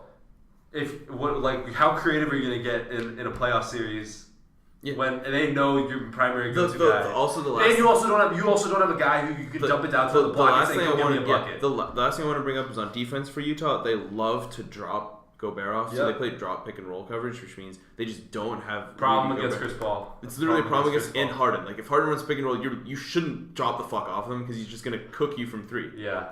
So either you're putting Gobert up at the line, in which case Capella eats, or you let Harden do whatever he wants. So, anyways, the way they play, I'm gonna go Rockets in 6. Rockets in 6. All right, I guess we can hit the East. I think Bucks Pistons. I'm gonna say it's probably a sweep. Yeah, five sweep or 5. I don't think it really matters that they don't have either Brogdon or who else are they missing? Mirotic. Okay. Yeah. Okay. I don't think that's particularly interesting. I think this Bucks team is just hungry. This is the best regular season team in the NBA. Like. Yeah. And though Blake has had a great season, he's also not fully healthy, and I don't trust Blake to single-handedly win you a playoff game. Yeah, as great as he's been all year. The only storyline here is the Thon Maker revenge series. Because he's on... Oh, I forgot about that. Where the hell is Stanley Johnson now? New Orleans? Isn't he in New Orleans? I have no idea. Because I know he was in that trade. I honestly completely forgot that he existed. Is he? Did he go to the Pelicans? He got traded to the Bucks and then flipped to the Pelicans. Oh, he got flipped to the Pelicans. Oh, in the Mirotic trade. Okay. Yeah, that's what it was. All right, Boston, Indiana. That's a 5-game max. You think so? You think Boston in 5? Yeah.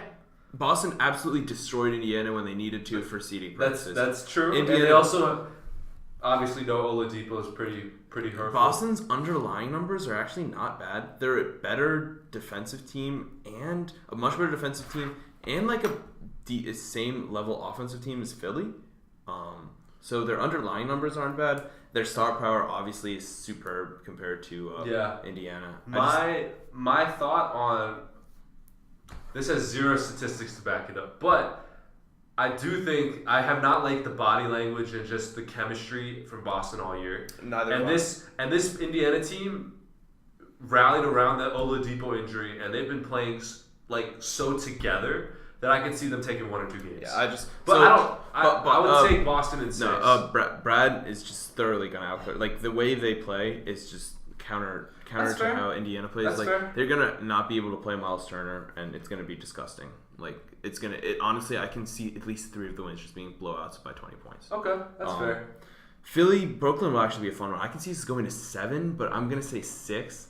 I say 6 to 7 because I don't know if Embiid's fully healthy. I think he might miss a couple games. I don't think it matters. Philly has the star power though, but like I just don't think it matters. But I could see it going. Okay. I would love to see a D'Lo redemption game, like just fucking D'Lo obliterating everyone in the series. Interestingly, D'Lo, Ben Simmons, you know what they have in common? No. They were teammates at Montverde. Oh, did not know that. Basketball powerhouse down in Florida. I mean, I'm trying to think, you got... The thing is... D'Lo, and then LeVert, and then Crabbe, and then... So let's see. Who are the 5 best players in the series? 4 of them probably are on the Sixers, right? The Sixers are... Yeah. And it's those 4 and then D'Lo. D'Lo over Redick, right? Oh, yeah. Yeah. It's basically everyone in the Sixers lineup except Redick and then D'Angelo. Yeah. It's tough to win a playoff. You really think it could go to 7? I think, but that matters if Embiid misses 2 games. That's true, right? Because if it's 2 games and they go 1-1, and then Brooklyn wins a game in Brooklyn, and maybe wins then comes back, and then so it's 3-1, and then Brooklyn steals a game. Okay. That's why I think 6. I think 6 is most likely because I can see the situation that would arise in which Brooklyn can steal a game in Philadelphia in the beginning. Do you think? You think Jimmy and Tobias? You think Tobias is the one that stays? Yeah. I think Jimmy's better. I think he's better as a player, but I think Tobias is the smart play. He'll cost less, more importantly, because he has less years accumulated. That's true. His game projects better. Alongside. Not only his game projects better, in the future, as a 3, but also projects better, as you said, as a role player alongside those. Yeah. And Jimmy's game most likely is actually regressive. By the way, did you see the new game of zones? I did. It was bad. It was a little out there. Yeah, it wasn't great. It was definitely not my favorite. Yeah, definitely not my favorite. Last one is Toronto. I just want to bring up today. OG Anunoby was declared out indefinitely. Ooh. He has appendicitis, and that sucks for them. They should still have enough depth. They should be fine against Orlando. So that goes back. So is he out for the playoffs? It's indefinite. He's definitely out for 2 weeks at least, though. Okay. His appendicitis sucks. So, anyways, that's not great for them. It's not going to affect them versus Orlando. I actually think this is a sweep. This sweep or 5. I don't even think Orlando just can't their entire game goes through Vucevic, but who are they? They're gonna throw Aaron Gordon. They're gonna throw. But the thing is, who's guarding Kawhi? It's Aaron Gordon, right? Aaron Gordon, what do you even do, right? You have what's his name? Isaac. Jonathan Isaac. Yeah. But you run out those players and you're like, okay, our entire game plan is going through Vucevic, right? Yeah. But the thing is, Toronto can just throw Gasol and Ibaka at him, who are both plus defenders. Yeah. And then Toronto can throw everything at you, right? They can. I actually think Toronto has the 5 best players in this series. They do. They might have 6, right? Lowry, Kawhi, obviously, Siakam, Gasol. That's 4 right there. I would argue that Anunoby's out. I would say Vucevic is good, but he's just not in a playoff player. He's a I think sieve Vucevic on defense. Is maybe do you think Vucevic is the 5th best player of that series? 6th? He's definitely you have I don't know if I'd take, but I don't know if I'm in the playoffs and I'd rather have Gasol and Ibaka over him because Ibaka can stretch the floor. Okay, fair. And he's much better on defense. I'll put Ibaka over him and then Vucevic. But and then Gasol obviously is better. By the way, these 2 teams made the deal, the Ibaka deal a couple years ago, and just in hindsight, what was that deal? Matt, what was the entirety of that those Magic years where they signed Biyombo too? And I was just like, what are you doing? You have Vucevic. What in God's name are you building here? I really hope they're liking. I really hope they're like the Magic are liking Terrence Ross. Yeah. Wait, is he on the team still? Yes. Yeah, he's on the team. He's definitely not. Him and Fournier are the main scoring options outside of. Oh my god. Outside of Gordon and Vucevic, and then you got DJ Augustin and then Markelle. It's a great squad you got there. Markel's not playing though. I don't think so. I think he's out. He's he just disappeared into the Magic training room and hasn't been seen since. I don't know if that's a good thing. I don't think they believe. I honestly don't think either team won that trade. Philly had to bite an awful bullet, and they got Jonathan Simmons, who's been useless for them. Yeah. Who literally doesn't do anything for them.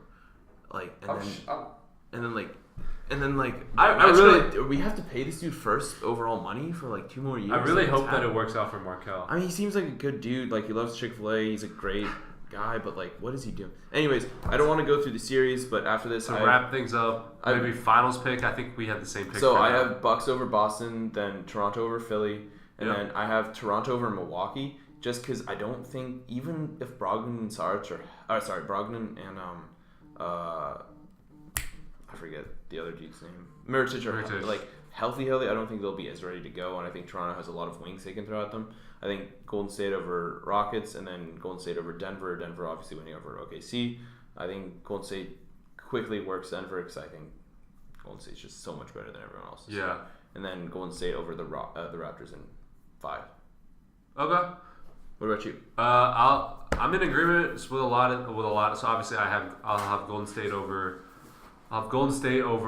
Houston in the second round. So the second round, Golden State over Houston in 6. Yep. Denver over. I have Denver over OKC in 7. Okay, I'd love to see. I think that's gonna be a thriller, just because. And then I would have Golden State over Denver in 5 in the West. Then in the East, I would have Milwaukee over Boston in 6. I have 5. Then I have Toronto over Philadelphia in 6. I'm only putting them in 6 only because I don't know which Philly's gonna. I don't know what to expect out of Philly. Philly has a lot of issues that we can dive deep into in the playoffs. But by the way, I still can't believe Ben Simmons can't shoot. I know it's been 2 years now. It just doesn't take jump shots. I know this is something that has been beaten to the ground by everybody, but it literally blows my mind when you are that good at basketball and you just either don't or can't shoot. Matt, I want you to know. Before I ever had when I sucked at basketball, you know what I still was willing to practice and do in a game if I was wide open? Shoot. Matt, I want you to know. It's just it literally blows my mind. For an 8 to 9 game stretch this season, Rondo was jacking up like 8 threes a game. And remember, like 2 years ago, we were like, Rondo was like the worst guard shooter I've ever seen. And this dude's like jacking threes. Yeah. Like, I can't believe that Simmons won't even like have like an Embiid level shot where like if they leave you wide open, you'll probably make it, but not really. So they just can't leave you completely open. Yeah. Like it shocks me that they do that. So yeah. But then I have Bucks Raptors conference finals. Yep. Pretty chalky, but and then such is the NBA, Sixers. Matt. Such is the NBA. Raptors over Bucks in 6. Yep. And then I have Warriors over Raptors in 6. Yeah. I don't know. This year seems pretty obvious. As to it's a little chalky. Although I could see Milwaukee. I think the East is a little. I mean, there's like a bunch of random things. Like Nets could upset the Sixers. Like you could have like Portland I could see if Boston gets their shit together. I mean, I could see OKC even making it to the Western Conference Finals. As could I. If they bought. But I think the final, like the final champion, I think we're both in agreement. It feels like a Golden State kind of year. Yeah, I mean, like it's like everyone's like good but not good enough. No, this year. Exactly. That's the thing. Everyone's like competitive, and then the Warriors aren't even competing, and they're just better. That's the thing. Like, there's literally they just don't even care, and they're just better than everyone else. Imagine walking to the 1 seed. Imagine like your worst season being like a 1 seed. Like it's insane to think about. Like they were literally dicking around, and they walk right into the 1 seed. Yeah, like they won a home court against Toronto. Yeah, like again, like I don't 10. think. No, they won't even have home court against the Bucks or Toronto. Yeah. Yeah. But yeah, like 10 games ago, they were like, oh, we're kind of in contention for like the 1 or the 2 with Denver, and then like just went on a streak and then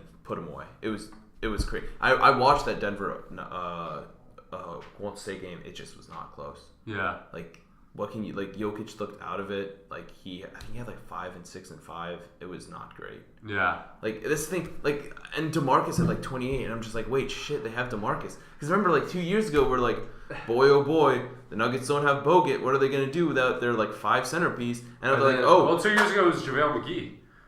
Oh yeah, 2016 was Bogut. 2016 was yeah. Bogut. And I was like, oh, what are they gonna do? They don't have a rebounder. They don't have defensive presence. And then of course they like ended up eating it versus like Cleveland. That was still a tough series. But now they're like, oh, we have Boogie. I'm just like, what? Come on, man. Like Boogie obviously isn't the same Kings Boogie, but he's still damn good. He's still better than most starting centers. Yeah, I'd take him overall, but like maybe 10. Yeah. Right? 10, 7, something like that. Which is more than half of the starting centers. I don't know what the Lakers are doing when they didn't sign him for like twice as much money. Yeah. They could have signed him for 15. Speaking of which, let's literally spend 1 minute on this, but like, Magic. Oh. How surprising was that he just quit? He was just like, I'm out.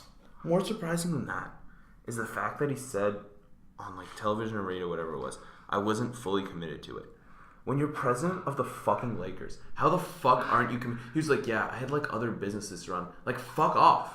Yeah. Like, if you're gonna be president of the Lakers, you're president of the goddamn Lakers. You're not running your goddamn pizza business, Magic. The Lakers are a shit show. I just want to say, there's 3 things I don't like right now. The first is obviously this Pelinka Magic nonsense where they were talking a big game. And to be fair, they landed LeBron James, which I have to give them credit for. But other than that, it was like they were running their mouths a lot, not making a lot of friends around the league, getting a lot of tampering fines. Apparently, and it was like, what are you doing? Pelinka has the worst reputation of any GM of the last 30 years. Everyone hates him, apparently. And he didn't have a good reputation as an agent. No. Because of what he did. Like, not to go on too big of a tangent, but essentially he committed to re-signing with the Cavs when he was Carlos Boozer's agent. Yeah. And then he reneged on that, like, after, like, agreeing to that. So shit like that. The only like, sorry, not to get on too far of a tangent, but the three, some of the, like, literally the fact that he was James Harden, Kobe, and Andre Iguodala's agent, like, kind of made him not, like, this atrocious agent. Like, he did a good job with those guys. But he didn't, I guess the way I'll put it is, he apparently, supposedly, ruffled a lot of feathers as an agent. And then he becomes the GM of the Lakers. With the fucking Pelicans, and everyone hates him. But, yeah, and what's number 2 and 3? 2 is that I think there's an issue with regards to ownership. Not even that Genie Bus is bad, but it's like I think you need to be more affirmative and have a clearer vision. It's like, is Luke Walton gone or is he not? Like, you signed LeBron, so do you have a win now? Yeah. Do you have a win now timeline, or are you developing the youth?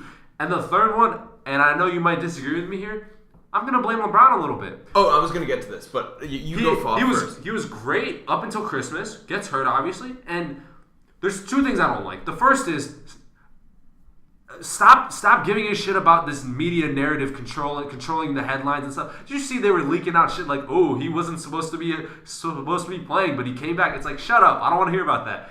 If you come back, you come back. Like, that's your decision. Like, I don't want to be hearing excuses later. The second thing that I think is ridiculous is we have no evidence that A, he's compatible with like any coach. B, I guess it's more of his agent's fault, but they single-handedly tanked the Pelicans and the Lakers seasons. How the hell can your teammates want to play with you when they know that you're behind the scenes as one of the most influential athletes, period, and you're trying to trade the entire fucking team to New Orleans, and then it doesn't happen, and then you're just casually sitting on the bench like, oh, calling guys out like, hey, we should be playing harder, we should be... Like, no, that's not how leadership works. So we'll do my 3 issues, and my last issue will coincide with yours, so we'll wrap up nicely. So because we're doing 3, my number 1 issue is that they took, I'd say, a top 3 young situation in the league, maybe 2-3 years ago, where they had like young Lonzo and Kuzma and Ingram, and they had like actually like a decent, and then Hart, and they had like a good amount of, and they were young and they were playing well together. Even last year with Walton, they actually looked like they could be something, and they just destroyed it. Like dude, even imagine if they hadn't been. We go all the way back to 2016. Imagine if we weren't fucking idiots with the Deng and the Mozgov trades, and we had D'Lo and Lonzo. Like D'Lo could have made up for a lot of what Lonzo does. I just want to point out, Magic. I read a report that Magic wanted to draft De'Aaron Fox, and I want to say I just don't believe that. I just don't think. That said, I will say I feel so redeemed in life. Like my basketball IQ, because I said, what did I say before the draft? What did I say months leading up to the draft? Fox, much better than Lonzo. And how much better is Fox than Lonzo? Miles better. Yeah. Miles better. And by the way, Fox isn't dealing with some personal family business crisis off the court. Like Fox is a professional. Dude, like anyhow. Matt knows I approach basketball. And probably I think Matt doesn't like this as much as I do. In a very analytical and like I will destroy people like as people like for the sake of being like right basketball wise. Yeah. But I don't get emotional a lot like either way. Like I don't get that mad when something bad happens or that happy when something good happens because I understand how basketball works. But the thing that really just I actually like get inherent like I'm getting mad right now is just how fucking bad Mitch Kupchak was. Like, it just fucking pains me. To be fair, he was great when I'd say post Chris Paul post Chris Paul veto it went pretty downhill. Yeah, and then the issue with that for me like to be fair, he did fleece the Grizzlies of Pau Gasol. But that's in the past. I hate rewarding people for what they did for you like 5-10 years ago. Anyways, fair. Number 2 issue for me is how badly they built the roster around like LeBron's 34-year-old season. Yeah. Like they try to convince us they were making a team of grit and grinders.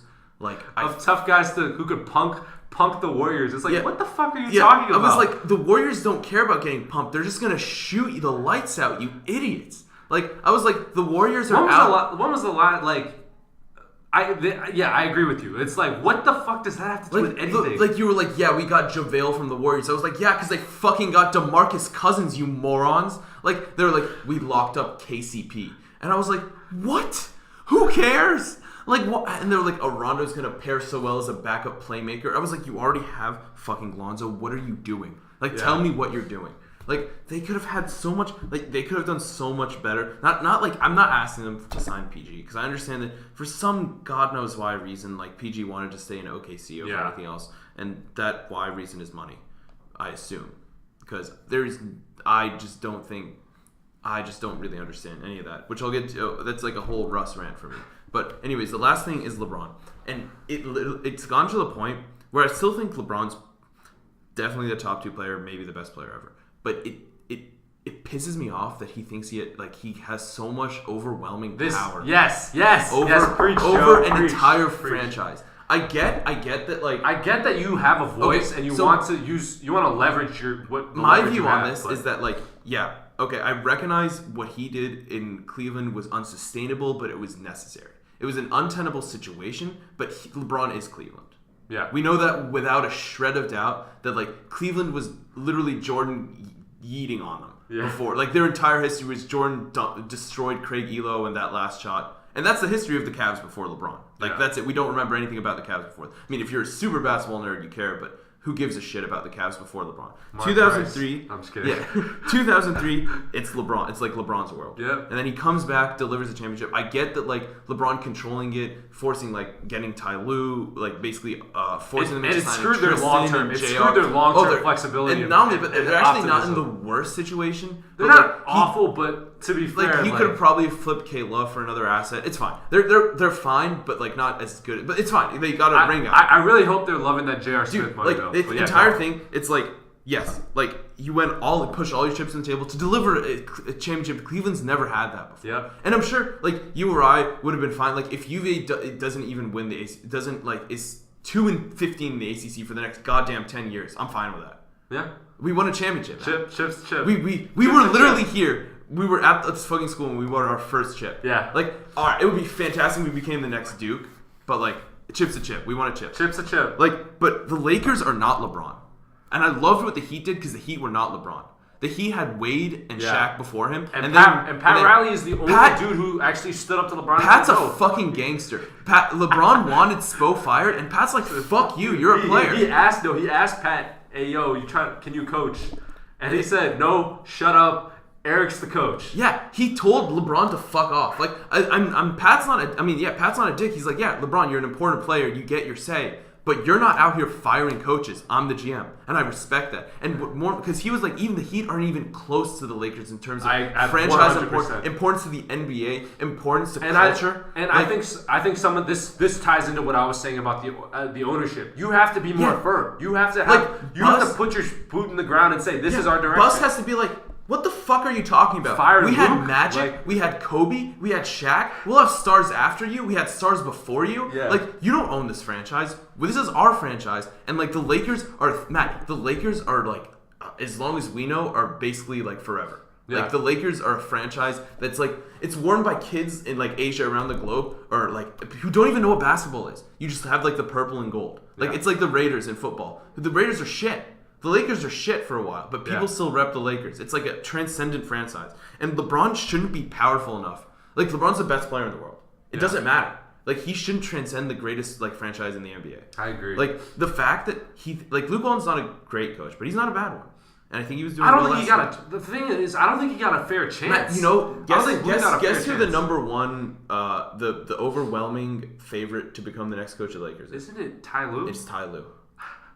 Oh my god! Matt, all they're gonna do, they have I don't understand. You have a 4-year contract over LeBron. Like, he's not gonna. He knows he can't be a little bitch and, like, do what VC did in Toronto, where you just stop playing, because he knows because LeBron's way too concerned about his image. Yeah. So he won't destroy. So you have LeBron for the next 3 years. I don't give a shit what he does anymore. Yeah. Like, you can talk, you can tell your friends to come or whatever. If I'm at the GM now. In Cleveland, it was untenable because he was signing 1-year deals, which is bullshit, and I hate that. Yeah. Like, you shouldn't be. I personally think in the NBA, if you sign 2 1-year deals in a row at, like, the max level or whatever LeBron did, you should have to sign, like, a longer term. Like, there should be some sort of mitigation factor in that where, like, you can't, like, just hold a franchise hostage. Yeah. Anyways, what he did there was untenable, but, like, it worked because But here, like, he's in a 4-year contract.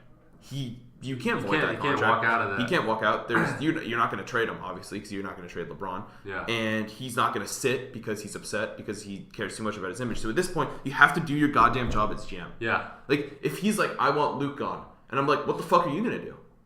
I'm going to pout on the sideline and, like, take games off. How did Magic take shit from him? That's what Magic's I'm confused a about. fucking legend, dude. Magic. I was confused about. Magic walked. I want to document. I want that ESPN investigative piece about the day-to-day relationship between LeBron and Magic. I want to know. Like, dude, people forget how good Magic was when he came. Like, we love LeBron because he was good when Magic won fucking Finals MVP as a center, as a rookie. He was playing out of position in the fucking finals. No Kareem. He didn't. People are like, yeah, but he had Kareem on his team. He fucking didn't in the finals. Yeah. He carried the goddamn team to win the finals playing out of his position. He's a fucking legend, and then he's getting destroyed, and then he just gets run over by LeBron. What the fuck are you doing, Magic? I agree. Which is why I was so surprised he just resigned like that, because when you're Magic, you are this legendary dude who is so successful in everything he does. I was surprised he had the ego to just get to not be more assertive, and B, to just say, nah, I'm quitting.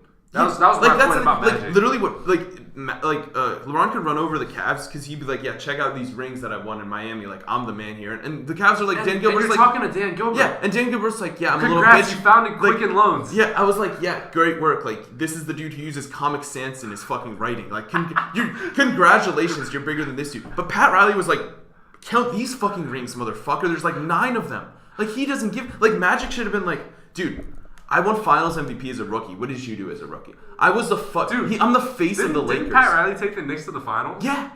He's a gangster for that. No, Pat Riley is a gangster. Like, Magic fucking won, like, what, like 3 MVPs? 4 MVPs? 4, I think? I think 3 or 4. Not only that, but he actually had real competition, Larry Bird. Mm-hmm. LeBron always had competition, but never to the point where it was, like, Larry Bird level. Yeah. And third of all, like, Magic fucking beat HIV. Like, what? Like, this dude's a fucking legend in every aspect of his life, and he owns the Dodgers. We got a World Series with the Dodgers. Yeah, he won a World, and then this he just got bitched out by LeBron. What are you doing? That's a very good point. And not only that, like, you have the buses on your side too, who are like legendary owners. You have an entire fucking fan base. Like, one of the biggest fan bases in the world.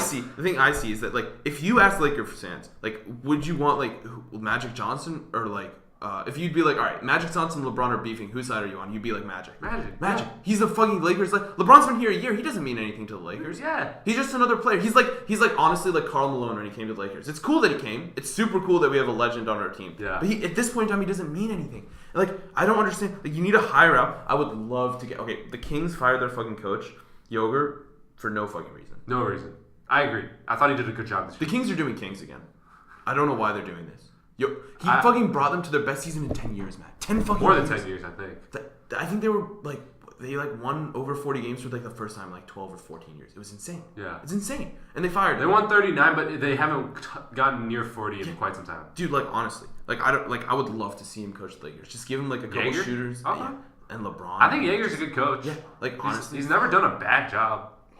It just pisses me off how dysfunctional the Lakers have been with such a good situation. You had 4 great young players. Yeah. And then you got LeBron, and then you fucked it.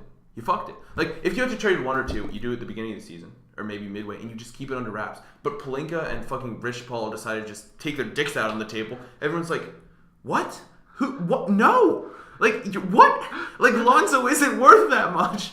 Like, the Pels were like, we want 8 first-round picks. I'm like, what the fuck is happening? Like, it was so stupid. Yeah. It was just a stupid situation. A series of stupid situations that led the Lakers to where they are now. I don't know what they're going to do. What they're going to end up doing is going to be overpaying for Jimmy Butler because no one else is going to be willing to give him a 5-year max. I get that feeling too.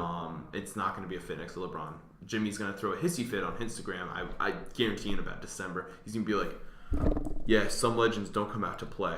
And like it'll black screen on Instagram, and then everyone will fucking lose their shit, and then it'll be some shit like that, and he'll be like, nah, I was just talking about like Alex Caruso or something, and I'll be like, no, you weren't, no, the fuck you weren't, and then we're gonna end up overpaying, or like we're gonna end up trading for like a mid-tier player, because we're gonna strike out on Beal and fucking Davis. I'm thinking something in like the Mike Conley round. Mike Conley? I think we're just gonna give like 2 of our young players for Mike Conley, who's on an atrocious contract, is injured half the time, and gonna really elevate our team to the next level. We're gonna run out like Conley, Butler, and LeBron. You know who'd be really nice on the Lakers right now is D'Angelo Russell, who was on the Lakers. Absolutely, he'd be a great second scorer next to LeBron. He'd give us a great fucking like second team. And he can shoot all over. The amount of like series of fuck ups that have just accumulated over the series of time is insane. The only person I can compare it to is Ernie Grunfeld. Thank God he's gone. Wow. Thank God he's gone. I think we should end it there. Yeah, I did on a much higher note. Thank you We'll for be firing back. Ernie. We'll be back with more NBA playoff talk, maybe a little bit of NBA draft stuff. Yeah, thanks for listening. This is quite a big podcast. I might have to split it up, honestly. We'll see. But yeah, thanks for listening. Keep listening, subscribing, giving us a thumbs up, 5-star reviews on the app, on the podcast app, and we'll see you later.